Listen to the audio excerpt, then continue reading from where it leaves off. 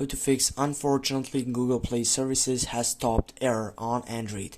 As you get on that selection, the main point to fix that problem, it is simply by going out of that application and going to your settings site on your phone, which is right here. And as you get right there on the search box, you need to go for applications. Then on it you need simply to type for that site selection application, which is Google Play Services. Just go for that application, which is suddenly not a type of application, which is, for example, Instagram. This is a related site for application, which will take you to the main point. Go for storage, the third selection. Go clear the cake, go clear all the data session on that setup, and it will take you to fix the problem.